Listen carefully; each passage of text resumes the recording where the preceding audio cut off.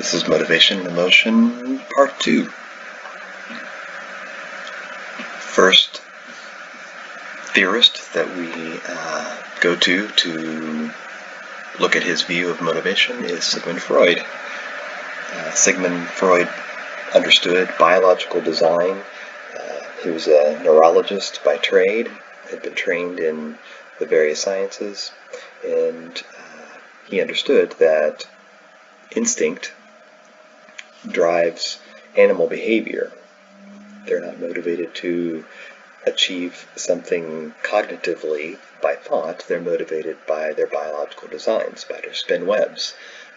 They don't necessarily know why. They just do it, and lo and behold, food gets caught in that web that they just spun. Dogs, after using the restroom outside, will kick grass or dirt over that to cover their scent. They don't understand, oh, I better cover this up or somebody's going to smell it. They just are biologically designed to engage in that behavior. Freud believed, therefore, that human beings are programmed with two psychological instincts, that we don't always know why we're engaged in certain behaviors, but that we're motivated instinctually by two basic processes. The first is eros, and the second is thanatos. Eros would be is literally the sex drive. Eros is where we get the word erotic. It's a Latin word. And when we think of the drive for sex, we can all understand that the base biological part of that, but really, eros is the life drive. Consider it anything that's life-affirming, anything that moves you forward in your relationships, that moves you forward positively in your life. So we're motivated to be attracted towards and to move towards those people that we're attracted towards.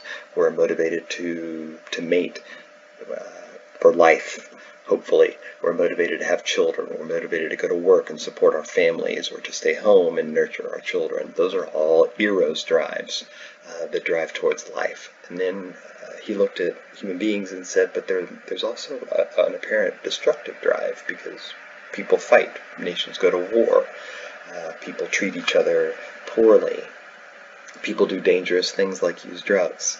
So thanatos would be the death drive, the drive toward destruction, the destruction of another or the destruction of the self.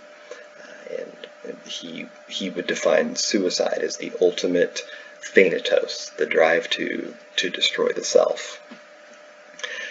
And that is basically Freud's idea there in a nutshell.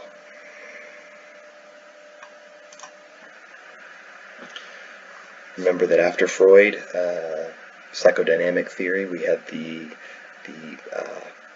behavioral theorists, and they boiled everything down to behavior. That's what was most important to them. And so their perception of motivated behavior comes from Clark Hull back in 1943. He posited or put forward drive reduction theory, and he said that human beings are motivated to decrease levels of stimulation when stimulation is too high, or to increase levels of stimulation when levels are too low. Stimulation. Thirst. With thirst, the thirstier I get, the more stimulated I am by that discomfort, and therefore the more I'm driven to achieve a decrease in that thirst. So an internal condition which pushes us toward a goal, go find a drink of water, that's a drive. I'm driven towards that. Some of you are strongly driven towards making money or being successful. That's allowing you to go to college, maybe even to click on a video of a lecture, when there's no real incentive to do that. No one's paying you to watch this video, but you're driven to achieve. You're driven to learn.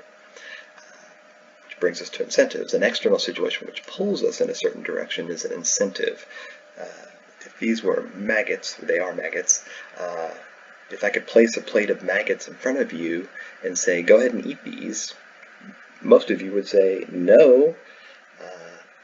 If I placed a plate of maggots in front of you and said, I'll give you $50,000 if you eat every maggot on this plate, the $50,000 would be an incentive that would compensate for a week drive. You're not driven to eat maggots unless you were starving to death, but I could perhaps provide you with an incentive, a strong incentive, which would compensate for a weak drive and result in motivated behavior.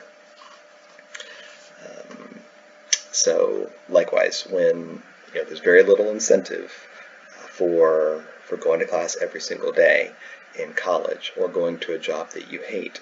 However, if you're driven to achieve and you're driven to get ahead and make it so you can get out of those classes and graduate, then that strong drive to learn, that strong drive to achieve could compensate for the relatively low incentive. How do we artificially compel students to go to classes? We give them the incentive that if they go to the classes, which you may not feel driven in the morning to get up and go to class, then if you do, however, you get a grade and you take a test and you get a good grade on the test, and that incentive of the grade compensates for the low drive. And of course, this is how the behaviorists said that we maintain homeostasis. Homeostasis is order and balance within our biological functions, but also in our psychological functions. And that's the end of part 2. I'll be back in part 3.